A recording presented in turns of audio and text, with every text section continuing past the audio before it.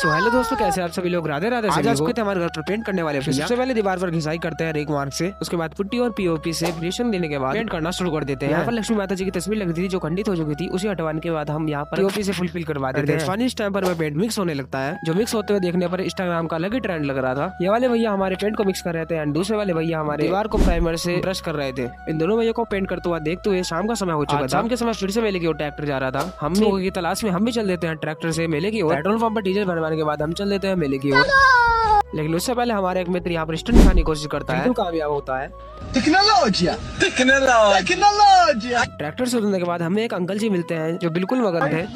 Uncle जी को disturb न करते हुए हम चल देते हैं मेले की ओर। रोम रोम भाइयों, सिस्टम पार देंगे। सबसे पहले आते ही हमें देख जाता है छोटा फेयरवेल। फेयरवेल को देखते हुए हमारा प्लान बन लगता है कि हम किस तरफ जाएंगे। तो सोचते पता लगता है यहाँ पर शेख चिल्ली जी का आगमन हुआ है। ज्यादा कुछ तो दिख नहीं रहा था। थोड़ी सी झलक पाने के बाद हम भी खुश होकर वहाँ से चल देते हैं। मेले की दुकान में थोड़ी बहुत माथा पीटी करने के बाद हम चल देते हैं कुछ खाने के लिए। दुकान पर ज्यादा भीड़ होने के कारण हमें वहाँ पर वेटिंग में बैठना पड़ता है। वेटिंग में बैठने के बाद हमारा समय धीरे धीरे बीतता रहा।